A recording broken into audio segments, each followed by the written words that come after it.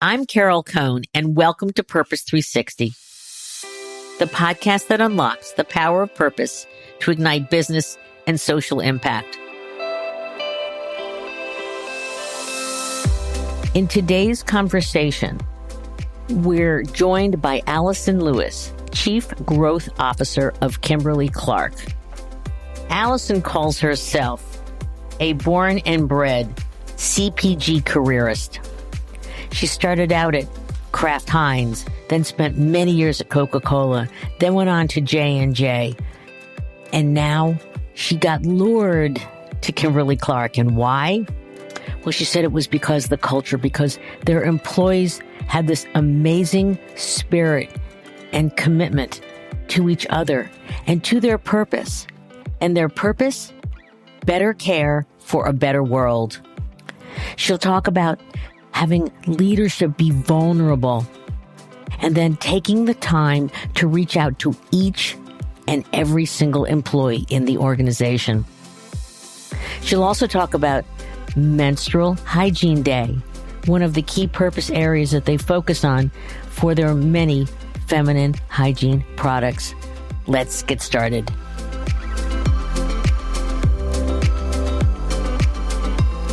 Welcome to the show, Alison. Well, it's great to be here, and I'll tell you, I'm extremely excited to talk about this topic. Oh, terrific, because we are going to be talking about menstruation and Menstrual Hygiene Day. And wow, people ask me, Carol, you're going to talk about, yes, we're going to talk about that. But first, I want to talk about Alison, because Alison is a rock star.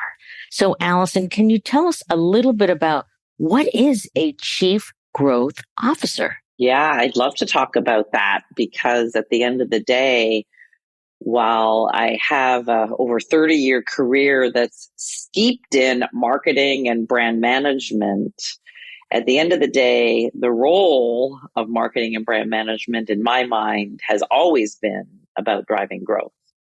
The beauty of the role that I have is I'm really charged in this Chief Growth Officer capacity to reimagine how we invent, how we market, and how we sell the products and brands of Kimberly-Clark.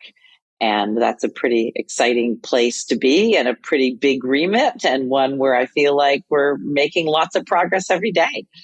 And I bet that purpose is a deep part of each one of those. So since this is called Purpose 360 and everyone knows I'm 4 decades about purpose, why is purpose so important to Kimberly-Clark's growth? So we all know the stats that talk about, companies with purpose at the core or brands with purpose at the core grow faster than other companies or other brands. And absolutely, there's a lot of empirical evidence that speaks to that. But I would say, why is it important to Kimberly-Clark is mostly because it's really in our DNA. So if you go back over 150 years, what you see is we are a company who invented 5 of the 8 categories that we compete in to get day. These are categories that solved real problems that consumers had. So whether it is the women on the front lines in World War I who sewed the cellulose together to create the first Kotex pad so that they could keep helping the soldiers on the front line while they had their period, whether it's creating the first disposable handkerchief in Kleenex, far more hygienic. So it's in our DNA. And as we continue to evolve as a company, our purpose is better care for a better world. And that idea of care, not only for the consumers that we serve, but also the world that we live in, is a really important part of what we do. And purpose is really at the heart of that, so that we make commitments for the world side of things to, better environmental and social responsibility. doing everything we do to serve more consumers. So we serve 2 billion today. How do we add another billion to that, but do it with the smallest environmental footprint possible? And then lastly, I'll just say we have very intimate needs that we solve against. If you think about the categories that we participate in, menstruation, incontinence, even diapering, where diaper rash is very painful for that parent experiencing it for the first time with their baby. Our employees really feel like they're doing mission-led work and making a difference in people's lives as they deliver against sort of those purposes of the brand and then the higher order purpose of the company. I know that in an interview, you were asked actually at Kimberly-Clark for their blog, like, why did you join? I mean, you're at Coke, you were on amazing brands, and then J&J. But you talked about the special mission. Can you elaborate a little bit more and how you felt that during the interview process? So Mike Hsu is our chairman and CEO. And when I met with him, there were two things that really stood out. First of all, he's a very altruistic leader. And what he believes is that we as a company are here to do better for the consumers that we serve every day, to do better in the communities that we operate in, and to do better for the employees that make this company run every day and provide these amazing products to consumers around the world. And behind all of that is really a mindset of performance-led, but purpose-driven. The second thing I think that stood out was really this idea of reinventing and reimagining how we invent, market, and sell, which was an opportunity for me to really take my over 30 years of CPG experience and take all the good things that I saw over many, many years and bring those to Kimberly-Clark and maybe make sure we didn't do any of the things that I didn't feel were the best things throughout my career. So it really was a chance to shape sort of what I call, the perfect consumer packaged goods company. And Mike really had a vision and support around doing that. You have such a marvelous energy. You can just feel it. I wish if I wasn't doing this, I want to be on your team. You are you're a servant leader too, Alison. And I know that, and I know Mike's that too. So I would love to have you talk a little bit about your social impact strategy, because that includes, we see 3 areas that you talk about in your website: caring for the health and well-being of people at all stages of life. And I love all stages, from babies to seniors. So I think that's great. Challenging stigmas. So you're not just selling things, you're creating an ecosystem of support around them. But how were these 3 areas decided to be the main social priorities for Kimberly-Clark? When you're thinking about your social impact strategy, it's critical that you link that to the business. And that's a strong belief that I have, that when you link it to the business, then by default, it has a level of stickiness. So when you think about those 3 areas, they're extremely linked to the business that we're in. So first, caring for the health and well-being for people in all stages of life. We have the beauty of, recruiting people when they're first-time parents into the diapering category, all the way through to the later stages of life where you might be experiencing incontinence. And everything in between, because we have, toilet paper in Cottonelle for those in the US, different brands around the world. We have paper towel, Viva and Scott, and we have Kleenex, which is our tissue brand. So those are kind of throughout the life stages. But the important thing there, I think, is really making sure we're clear on the purpose of those brands and really linking that as a filter to everything that we do. So not just the social impact work, but also how we do innovation, how we come to life in communications, the media channels we might choose. Again, a filter for everything we do across that caring for the well-being at all stages of life with the brands that are relevant at that stage. I think the second thing is really around the stigma piece. And that is something that we do very well as a company, because if you think about many of our brands, there's extreme stigma associated with it. So that's how I would describe sort of our choices in terms of our social impact strategy and how they link back to the business and ultimately link back to better care for a better world, which is the company purpose. Beautifully stated and very clear. And I love the fact you use the word filter. You know, we often hear the word lens, but I think filter is even more active. And I'd love to, before we get into Menstrual Hygiene Day, you love innovation. And I would love you to share, was there one thing in the last few years that you've had a bit of a hand in, or you're really proud of an innovation that has flowed from Kimberly-Clark's purpose?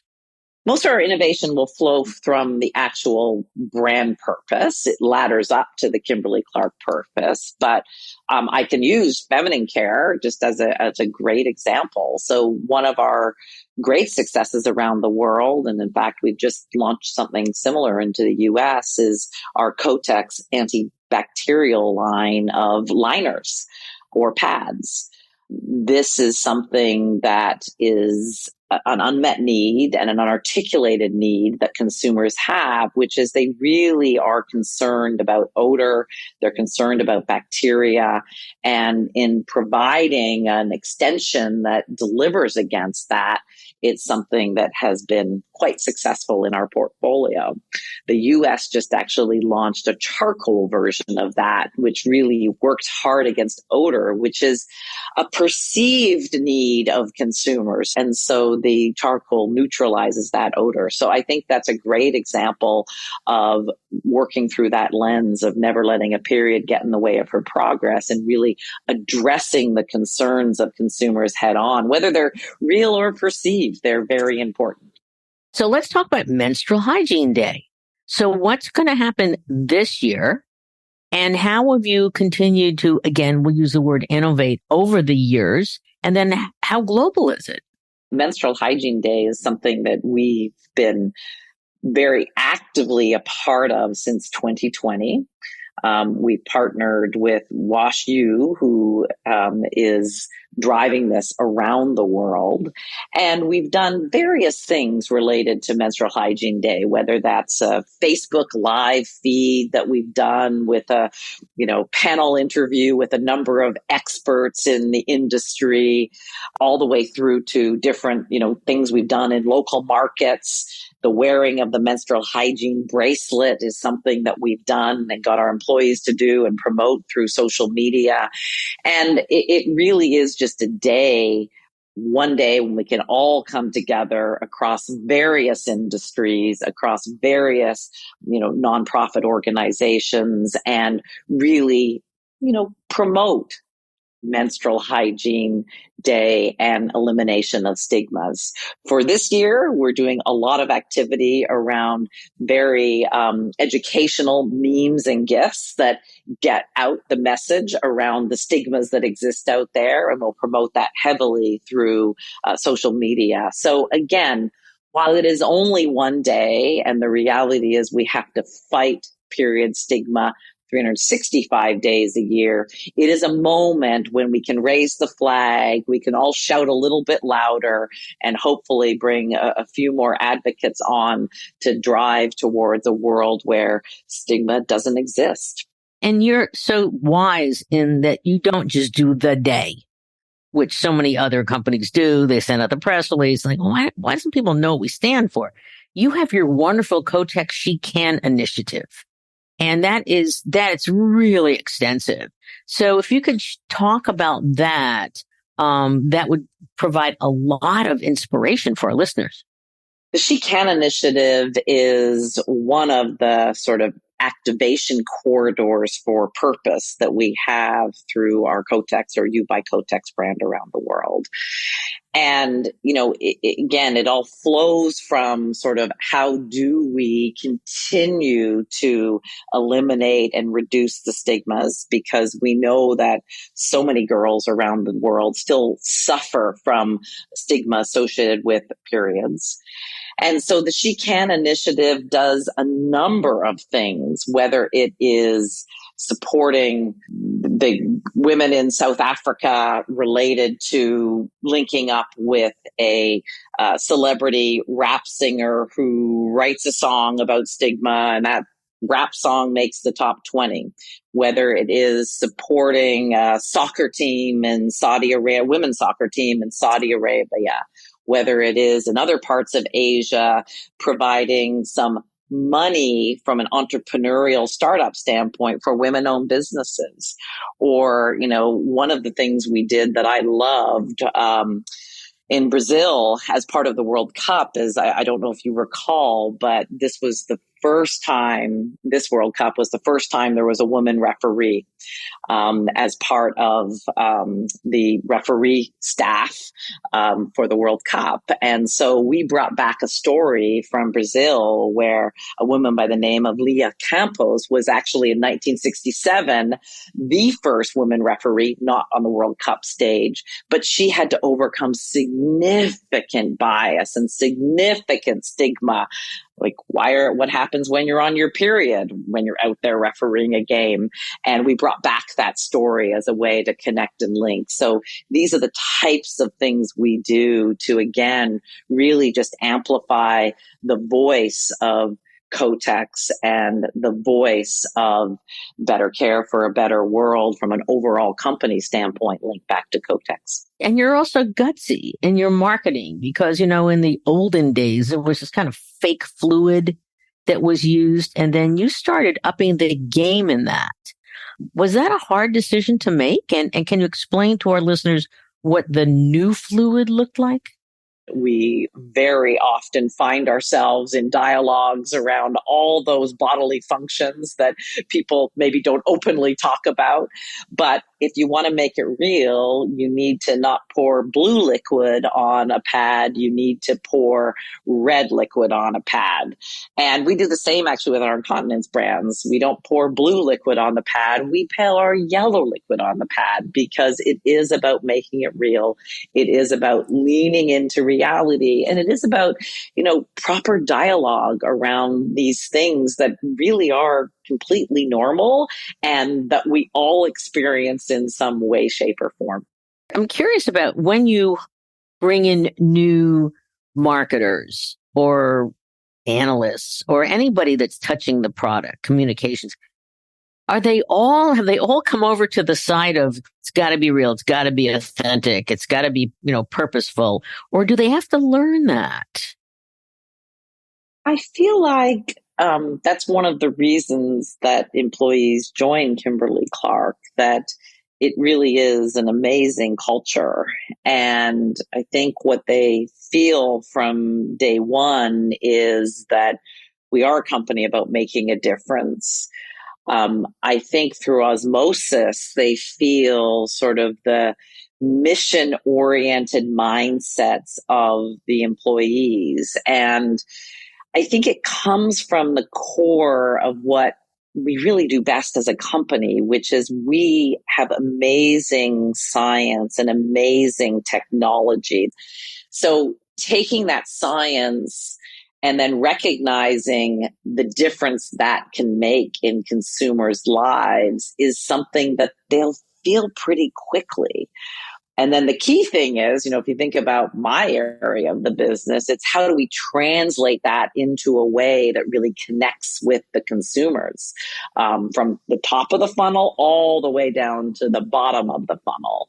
That links back to, overall this better care for a better world, which is our culture compass, which is, has had a whole program itself in the last couple of years as sort of we rolled out and articulated our purpose and reaffirmed our purpose as a company. So can you talk a little bit more about your culture compass? Sure. How that's working, how it's evolved, even how it came about? Instead of just being about caring products, we evolved our purpose to become better care for a better world, which encompasses not only the humans that we serve, but also the communities that we operate in and sustainability. In terms of the values and the ways of working, we also re-articulated those. And then what we did was we spent a lot of time really seeding that within the organization. So I think it's a great example of how you cascade and create ownership through sort of co-creation. And so we started with the first 200 leaders and we shared this.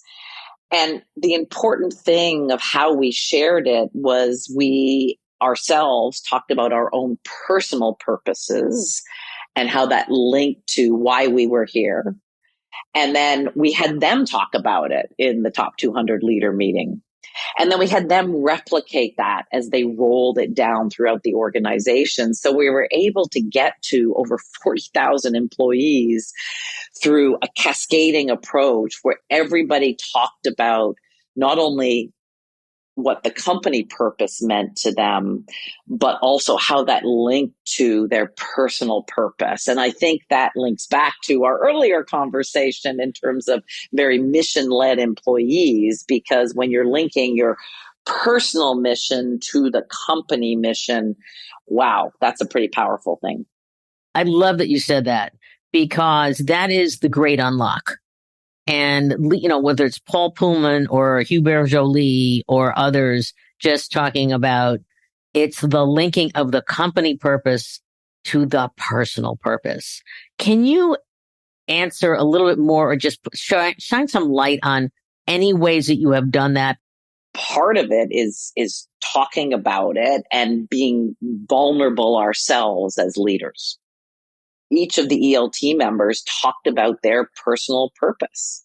You can imagine that there's a lot of experiences that are good and that are bad that shape people's personal purposes. And that's a very vulnerable place for, an ELT member to be in. And I think this is a little bit of, why I love leadership of today, where authenticity is valued more than ever.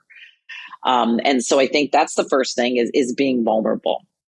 The second thing is really ensuring that you are connecting with every single employee.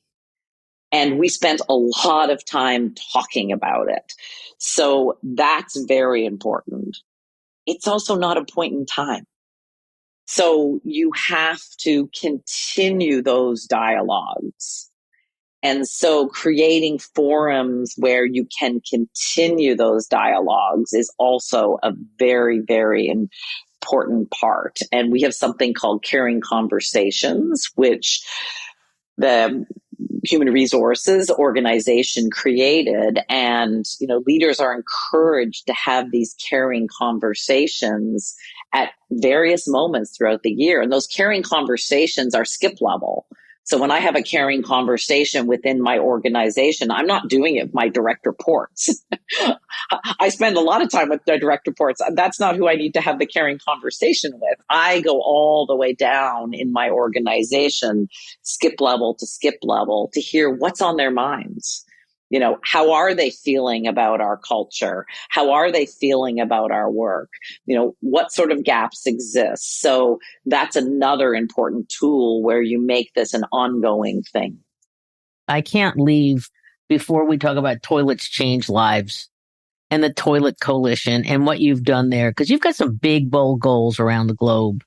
So can you just address that? Because I've always been mesmerized by that. Yeah. So, the first thing that you should be mesmerized by is Toilets Change Lives. It's a great tagline. It's a great way to frame up sort of what we do. But basically we work with, a number of nonprofits around the world to really bring sanitation and, quite frankly, toilets to people who don't have access to that. So you have situations where girls, as an example, won't go to school when they're on their period because there's no appropriate place for them to change the product that they're using to manage their period. So they stay home. And as you can imagine, that doesn't help with their education and doesn't help with their progress. And so those are the kinds of things that we do, really bringing that hygiene and those toilets to local communities with a lot of help from a lot of partners. And you have set an overarching goal of improving the well-being of 1 billion by 2030. So in terms of doing that, how do you measure that? We actually measure that through the programs that we do. So I mentioned a few of those programs. So whether it's, Toilets Change Lives is a great example where, we've had 7 million people impacted over 15 countries in the last, I think it's 8 years, which is, pretty amazing when you think about that. So all of those programs get measured. Yeah, it's interesting that you understand that to get to scale, you need to bring others in. So, this Alliance for Period product, which I didn't know about, your toilet board coalition. Why are you bringing in others? We work with clients, they're not that, profound. Well, I don't want to share it. But you have a very different point of view because you're looking to scale. And what is that point of view, and what advice would you give to others about opening up their social impact work to have greater impact writ large? One thing is, in many ways, you have to look at this with a pre-competitive mindset, right? So if you really believe in bettering lives, reach outside your four walls. I think the second thing is the scale that these partners can bring. So just, Menstrual Hygiene Day, great example. Wash U gives scale to, we have scale in different places, but they have scale in places that can really help with this. I think the third thing is just doing it faster. So if you think of Toilet Bowl Coalition and all of that, it would take a long time for us to build the infrastructure, and would be extremely costly to build the infrastructure that many of these other companies have built. And so we can quickly leverage that infrastructure to make a difference more quickly in people's lives. Just as we begin to close this down, I'd love you to, you're a chief growth officer. You look at all different areas. What are, a few pearls of wisdom you can share to senior executives who want the kind of job that you have? And what do they need to do to become their chief growth officer, which is even higher than a chief purpose officer in my eyes? I think the most important thing for people to do in their careers is, first of all, really seek out breadth of experience.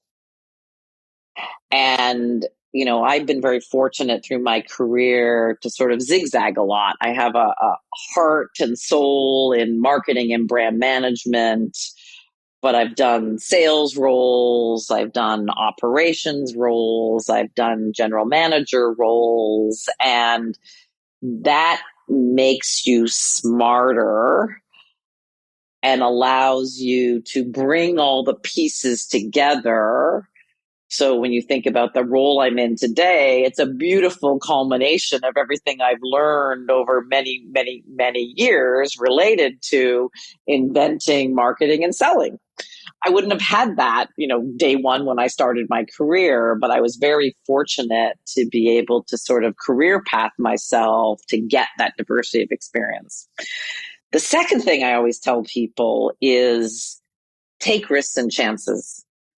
Hold your hand up for the craziest, most difficult role, the one that maybe you think, wow, I don't know if I'd want that role. Because when you put yourself in that kind of situation, that's when you grow, you learn, you develop, you challenge yourself to the greatest degree. Being comfortable doesn't challenge you. Being uncomfortable does challenge you. And I feel like the times when I was the most uncomfortable doing things that I actually didn't think I could do, I learned so much. And that learning and growth allows you to ultimately get to something like chief growth officer or whatever it is that you sort of aspire towards. So those are my little pearls of wisdom for today. Those are just fantastic. I couldn't leave before asking you about the ESG situation these days. I just want to talk about just more about the communications, because there's greenwashing, green hushing.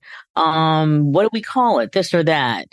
Here's what I would say about ESG is you need to embed it into the heart of your business and think about it from the standpoint of, we often talk about the trifecta of sustainability when we're talking about innovation. And we say, look, we have to have consumer value creation.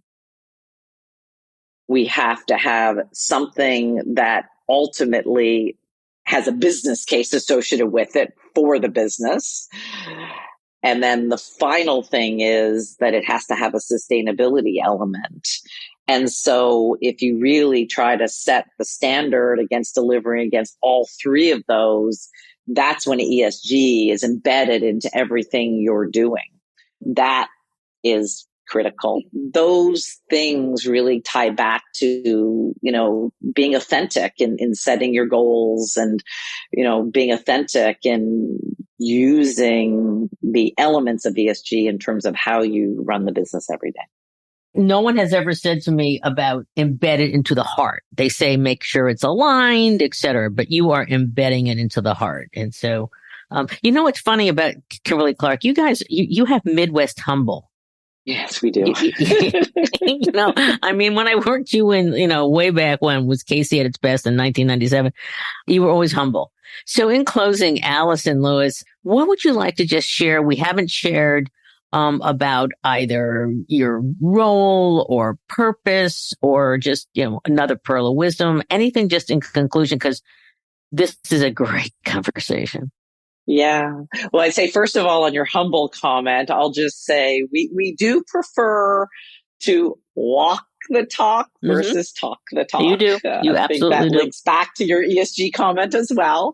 But yeah, I'll just close with, I think, one thing I think I said quite clearly through this is purpose is often misunderstood, and being purpose-led is not just about cause marketing. It's really about going back to your roots and understanding the why a business exists, tapping into that founder's mentality and vision. Each of the brands in Kimberly-Clark has a brilliant purpose, and that should be the filter for everything we do. And I think for all of those of you listening out there, go back to your roots. I'm a big believer in the fruits are in the roots, and every company, every business was an entrepreneur at some point. We may be 150 years away at Kimberly-Clark from an entrepreneurial roots, but the fruits are in the roots, and we still should operate with that founders. Why do we exist? Okay, that's why we exist. That should be embedded into everything we do. The second thing I'll say is this whole idea of purpose-led and performance-driven. I don't think we can lose sight of the performance-driven part. It's a virtuous cycle. And so purpose should drive performance, and performance allows us to live our purpose. And I think people really need to understand that, because if you don't perform as a business, just being purpose-led means you're not going to have anything to reinvest back into that purpose. So you can't get any better with the innovation that you do, with the programs that you run at a community level, or with the investment and sustainability that you make. So that virtuous cycle idea is really important. And then the last thing I'll just say is, if you can get to mission-driven work and really linking that back to the business, that's the ultimate motivator. So when employees realize they're not just kind of doing a job, but rather they're making an impact on people's lives, I think you unlock a whole new level of commitment and buy-in. And that makes you somewhat unstoppable. So I will end with that. And it's Hubert Joly said, that's how you create human magic. Human magic. I love that. Yeah. Yes. Well, you are definitely, gosh, and I'm going to look up in the encyclopedia, of course, digital, and I'm going to look for a human magic, and your picture is going to be there and surrounded by your colleagues at Kimberly-Clark. Alison Lewis, this has been a wonderful conversation. They are really lucky to have, to be wise enough, and luck as well, to have you there in this wonderful position. Thank you so much, Carol. It's been great being with you.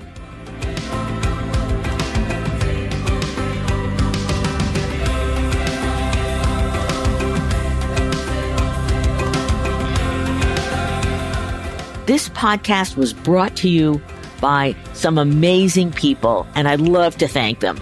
Ann Hundertmark and Kristen Kenny at Carol Cone on Purpose, Pete Wright and Andy Nelson, our crack production team at True Story FM, and you, our listener.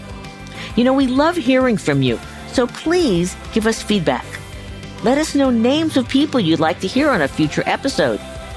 How about some new questions to ask? And also, please rate and rank us, because we really want to be as high as possible as one of the top business podcasts available, so that we can continue exploring together the importance and the activation of authentic purpose. We all know every company, every brand, every not-for-profit must define their purpose, refine it, and activate it, and evolve it over time, so it has the greatest impact on business, growth, and society. And by listening to these episodes and sharing them with your colleagues and talking about them, I want to inspire you to have an amazing answer to this question: what is the power of your purpose? Thanks so much for listening.